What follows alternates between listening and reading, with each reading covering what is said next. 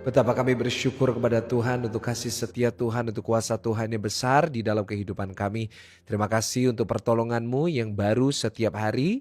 Dan kami hari ini siap untuk belajar dari firman Tuhan. Biar firman ini menuntun kami, memberkati kami semuanya. Dan kami percaya hidup kami akan semakin baik untuk kami bisa menyenangkan hati-Mu. Di dalam nama Tuhan Yesus, mari setiap jemaat Tuhan yang siap untuk mendengarkan firman Tuhan. Sama-sama dengan saya kita mau katakan, amin, amin, amin, amin. Kita berikan tepuk tangan sorak-sorai yang paling luar biasa. Dan kita boleh tulis di live chat, Tuhan Yesus dahsyat. Puji Tuhan Bapak Ibu Saudara. Selamat pagi, Shalom. Bagi setiap saudara yang sudah bergabung hari ini di ibadah doa pagi kita bersama setelah 3 minggu kita doa pagi dari Israel. Puji Tuhan kembali kita bisa dari Surabaya. Puji Tuhan saya sudah kembali ke Surabaya dan saya sangat bersuka cita bisa melayani saudara semuanya. Dan lebih suka cita lagi karena kita sudah selesai liburannya. Dan saudara kita kembali akan melanjutkan aktivitas kita kembali bekerja, kita kembali pelayanan, kembali dengan semua jadwal yang ada. Biarlah tidak ada kita yang jenuh, tidak ada kita burn out, tapi kita semuanya selalu bersuka cita. Yang setuju sama-sama katakan, amin. Bapak Ibu Saudara, semakin saya juga bersuka cita karena saya dan saudara akan merayakan Paskah bersama di dalam waktu 2 minggu. Saudara, tanggal 18 dan tanggal 20 April, catat tanggalnya bagi saudara yang dari luar kota harus ke Surabaya. Karena Jumat Agung kita dan Paskah kita tahun ini kita kembali pakai tempat yang lebih besar di Surabaya Convention Center, yaitu di SCC Surabaya, di tempat yang kita pakai di Natal kemarin. Dan saya percaya Paskah tahun ini kita akan menyenangkan Tuhan lewat setiap yang kita sudah persembahkan, lewat kehadiran saudara, kita ibadah bersama-sama, kita memuji Tuhan bersama-sama. Saya percaya banyak jiwa-jiwa yang baru yang dimenangkan. Kita akan memberitakan Injil, kita akan memberitakan tentang kebenaran firman Tuhan.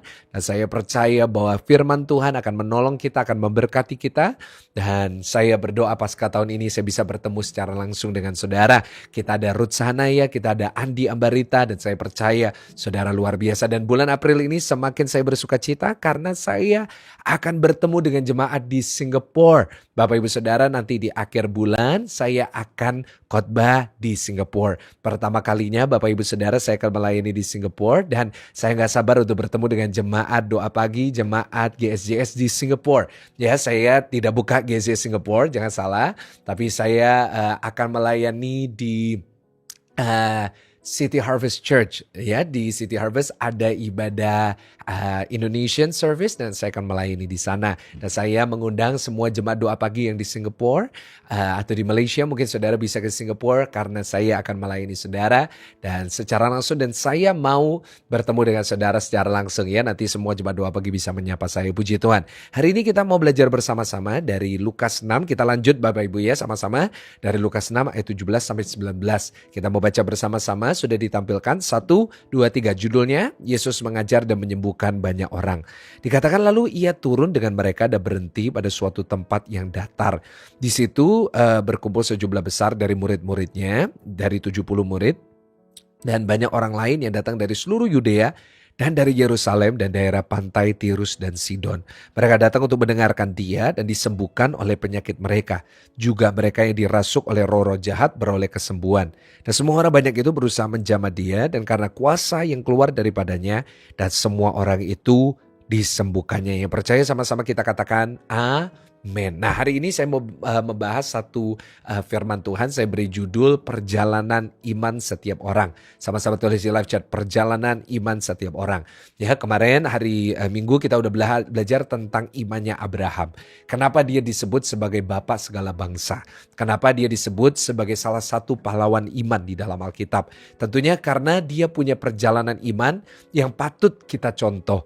Ya, bukan berarti imannya selalu sempurna, bukan berarti imannya terbesar daripada semuanya, tetapi kita belajar bahwa lewat perjalanan imannya Abraham, dia berhasil untuk melihat janji Tuhan digenapi dalam hidupnya, yaitu dia jadi bapa segala bangsa. Nah, Bapak Ibu Saudara, kita melihat bahwa Abraham sampai dengan hari ini dihormati oleh berbagai macam agama di seluruh dunia. Nah, Bapak Ibu Saudara, di Yudaisme ya dia dihargai di dalam agama sepupu kita yaitu di Muslim, Abraham juga dihormati. Kita juga sebagai orang Kristen kita menghormati. Nah, kenapa Abraham bisa disebut sebagai orang beriman? Sebab dia punya perjalanan iman yang luar biasa. Nah, Saudara, hari ini kita membahas dari orang-orang yang mengikut Yesus. Ya, mereka mengikut Yesus karena mereka banyak alasannya. Tetapi itu merupakan awal dari perjalanan iman. Nah, kita mau belajar hari ini ada 3 perjalanan iman yang harus semua orang lewati supaya mereka bisa pada akhirnya bertemu dengan Tuhan Yesus dan mereka bisa mendapat hadiah yang terbesar dari semuanya. Nah, kita akan bahas itu di 3 langkah ini ya, dan saya berdoa hari ini khotbahnya bisa memberkati saudara. Yang pertama, Bapak Ibu Saudara, perjalanan iman setiap orang dimulai dari sini. Dikatakan apa? Ya turun. Dengan mereka berhenti pada suatu tempat yang datar. Di situ berkumpul sejumlah besar dari murid-muridnya. Banyak orang datang dari Yerusalem dan daerah itu. Mereka datang untuk mendengarkan dia. Nah, Bapak Ibu Saudara, yang pertama ini perjalanan iman setiap orang. Yaitu mendengar tentang Tuhan. Sama-sama tulis di live chat, mendengar tentang Tuhan. Nah, Bapak Ibu Saudara, semua orang imannya dimulai dari situ. Ya, kita udah belajar bahwa iman timbul dari pendengaran akan firman Tuhan. Jadi kita belajar bahwa semua orang imannya perjalanannya mulai di kita mendengarkan. Kita mendengar tentang Tuhan. Mungkin saudara yang sakit mendengar tentang Tuhan Yesus. Saya mendengar sebuah kesaksian dari salah seorang jemaat yang menerima mujizat, Pak Gunardi. Ada satu keluarganya juga gitu. Ya, yang juga ikut doa pagi sekarang. Saya diberitahu dan saya sangat suka cita. Dan ibu ini dia sebelumnya nggak percaya. Lalu dia waktu sesak nafas dia coba untuk memanggil berbagai itu nama-nama yang lain. Menyebut ini, menyebut itu, tetapi sesak nafasnya tidak kunjung sembuh. Apa yang terjadi? Memanggil nama Tuhan Yesus, nafasnya sembuh. Sama-sama tulis di live chat, Tuhan Yesus luar biasa. Ya, sama-sama tulis di live chat, Tuhan Yesus luar biasa, sembuh. Dan apa yang terjadi ketika sembuh? Dia percaya bahwa kuasa Tuhan itu nyata. Dia dengar tentang Tuhan Yesus, dia menyebut nama Tuhan Yesus dan dia percaya. Dan akhirnya sampai hari ini katanya selalu ikut doa pagi. Dan saya sangat senang sekali ya, dan terima kasih sudah bergabung di doa pagi. Nah, Bapak Ibu Saudara yang saya kasihi, itulah perjalanan iman setiap orang. Pertama, dengar dulu tentang Tuhan Yesus. Pertama, dengar dulu tentang siapa Tuhan itu. Mendengar dulu tentang gereja, mungkin dimulai pintunya dari awalnya dari gereja. Apa sih gereja kok semua orang pada antri ke sana ya kan? Ada yang bilang itu ibadah ngapain aja sih? Apakah di gereja itu dapat apa gitu? Ngapain di situ? Kok ada yang nangis-nangis? Kok ada yang angkat tangan padahal nggak ada yang nodongin pistol? Ada yang ngomong gitu, saudara bergurau. Nah, akhirnya mulai penasaran dan cari tahu. Ada juga yang mendengarnya lewat YouTube. Mendengarnya lewat apa? Lewat TikTok, lewat Instagram, lewat Reels, lewat YouTube. Tiba-tiba bisa muncul, muncul di feed-nya, di FYP-nya. Dan akhirnya apa? Akhirnya dengar, ngerasa damai. Lalu mereka bisa percaya. Ada juga yang perjalanan imannya dimulai dari lagu. Ya, dan saya bersyukur sekali GCS Worship dipakai Tuhan secara luar biasa. Sampai hari ini jutaan orang setiap bulan diberkati lewat praise and worship dari dari pujian penyembah dari GCS. Dan mereka pertama dengarnya tentang Yesus dari situ. Mereka lagi ngalamin masalah, mereka ngalamin persoalan, mereka ngalamin tantangan. Tapi tiba-tiba mereka bisa percaya, tiba-tiba mereka bisa dapat ketenangan, damai sejahtera, bahkan dapat mujizat. Apa yang terjadi? Mereka kenal Tuhan dari situ. Nah, saudara, dari sini kita bisa lihat ya, ada orang itu perjalanan imannya beda-beda. Tapi awalnya pasti mulai dari pendengaran. Mereka dengar tentang Yesus, mereka datang mendengar Yesus. Nah, Bapak Ibu Saudara, itulah perjalanan iman setiap orang. Ya, kita pun juga gitu. Kita dulu nggak tahu tentang Tuhan Yesus. Kita mungkin dari kecil papa mama kita udah Kristen. Tapi tentunya kita baru percaya saat kita dengar sebuah message. Kita mendengar sebuah tantangan untuk kita percaya Tuhan Yesus. Kita dengar siapa sih Tuhan Yesus, ya apa karyanya di dalam kehidupan kita. Apa yang terjadi? Begitu kita dengar, kita bisa percaya. Karena itu jangan pernah meremehkan penginjilan. Tulis di live chat, jangan meremehkan penginjilan. Kalau ada orang yang menginjil, kita harus support. Kita kenapa GCS Misi nanti Mei akan berangkat ke Tepa ke Ambon. Kita di sana juga bagi bantuan sosial karena di sana kita membantu, kita menolong, kita menabur supaya Injil juga diberitakan. Supaya orang di sekitar sana juga tahu, oh ini loh Kristen itu juga berbagi kasih. Nah sebab itu jangan pernah meremehkan yang namanya bakti sosial, jangan pernah meremehkan kita misi. Memang itu kita nggak bisa merasakan dampaknya secara langsung karena kita di kota. Tapi bagi orang-orang di desa, bagi orang-orang di pulau-pulau, kenapa kok kita sampai ke pedalaman? Karena di sana banyak orang membutuhkan. Dan saat gereja bisa jadi jawaban, mereka bisa dengar tentang Yesus dari situ. Jadi kita harus terus support penginjilan. Karena itu di GZS kita terus menginjil. Kenapa kok doa pagi ini saya lakukan setiap hari? Kenapa hari Minggu selalu ada online? Meskipun sekarang semuanya sudah onsite Bapak Ibu Saudara. Kenapa kita melanjutkan? Karena kita rasa bahwa ini adalah cara kita menginjil. Sama-sama tulis di live chat, saya harus menginjil. Saudara juga di rumah, ya kerja, saudara yang punya bisnis, punya usaha, saudara harus menginjil. Saudara harus bawa nama Tuhan Yesus kemanapun saudara pergi. Jadi supaya orang itu kalau dengar, mungkin pertama-tama dia gak kerasa, tapi itu sebuah benih iman. Yang akhirnya ditanamkan, plant in their heart, akhirnya akan bertumbuh saat mereka mencari lagi tentang Yesus. Jadi yang pertama itu perjalanan iman setiap orang, yaitu mereka mulai dengan mendengar. Yang kedua Bapak Ibu Saudara dikatakan seperti apa? Dikatakan apa? Di ayatnya yang ke-18. Dikatakan mereka datang untuk mendengarkan dia dan untuk disembuhkan dari penyakit mereka. Juga mereka dirasuk oleh roh jahat beroleh kesembuhan. Nah apa Bapak Ibu yang kedua perjalanan iman setiap orang? Yaitu yang kedua mereka mencari jawaban doa. Sama-sama tulis di live chat, mencari jawaban doa. Ya, jadi Bapak Ibu Saudara banyak orang setelah mendengar mereka percaya lalu mereka cari mujizat. Mereka cari jawaban doa. Itulah perjalanan iman setiap orang. Orang dulu awalnya dengar, mereka mau dengar tentang Yesus, mereka mau ibadah, mereka mau datang ke gereja. Lalu banyak orang akhirnya dalam perjalanan ini cari kesembuhan, cari berkat jasmani, cari apa? Mujizat, cari pemulihan, cari mungkin kesuksesan, cari keberhasilan. Dan saya mau beritahu kepada saudara bahwa Tuhan bisa berikan itu kepada semua orang. Dan Tuhan kita mau memberkati kita. Tulis di live chat, Tuhan mau memberkati kita. Saudara, kalau Tuhan gak mau sembuhin kita, kalau Tuhan gak mau berkati kita, gak mungkin cerita-cerita tentang mujizat diceritakan di dalam Alkitab. Tidak mungkin Salomo yang berhasil, Daud yang berhasil dicatat di dalam Alkitab. Kalau Tuhan gak mau kita berhasil, kalau Tuhan gak mau kita melihat keberhasilan, mujizat, berkat, kemenangan, tidak mungkin di dalam Alkitab dicatat tentang kemenangan-kemenangan. Ya Bapak Ibu, kalau enggak pasti Alkitab isinya penuh dengan apa? Penderitaan semuanya, cerita tentang kematian, cerita tentang hidup harus susah.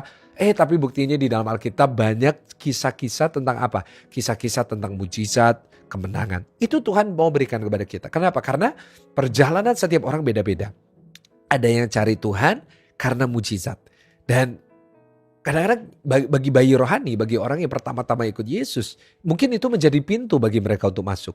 Mungkin mereka dengar, lalu mereka cari mujizat. Itu adalah perjalanan iman yang hampir semua orang di dalam satu titik di dalam kehidupan mereka harus lalui. Ya Bapak Ibu Saudara, saya pernah bertemu dengan orang, saya tanya, kamu tujuannya ke gereja apa? Ada yang bilang, saya dengar kalau di gereja bisa sukses. Oke, saya dengar saya di gereja dapat ketenangan, keluarga saya dipulihkan. Oke, tetapi itu adalah satu hal yang semestinya bukan menjadi sebuah tujuan utama kita ke gereja. Tapi gak ada masalah, kita gak boleh menghakimi. Kita gak boleh terus bilang, wah kok kayak gini. Itu mungkin adalah pintu pertama mereka masuk. Nah tetapi tentunya gak berhenti di situ. Tentunya ada pintu yang ketiga. Jadi yang pertama dengar, yang kedua cari jawaban doa, cari mujizat. Tapi yang ketiga menemukan Tuhan Yesus. Sama-sama tulis di live chat, menemukan Tuhan Yesus. Jadi Bapak Ibu Saudara, apa yang terjadi? Awalnya dengar pengajarannya, baca Alkitabnya. Lalu apa yang terjadi? Bertumbuh lagi. Ya, mereka percaya, punya iman, lihat mujizat. Puji Tuhan. Bisa lihat mujizat, bisa lihat hal-hal yang luar biasa, itu dahsyat sekali. Tetapi pada akhirnya harus berjumpa dengan Yesus. Nah ini adalah perjalanan iman yang ketiga, yang terakhir. Dan ini harus dilanjutkan sampai akhir hidup kita, yaitu kita berjumpa dengan Yesus. Saudara, awalnya dengar, awalnya cari mujizat. Tetapi pada akhirnya gak cari mujizat.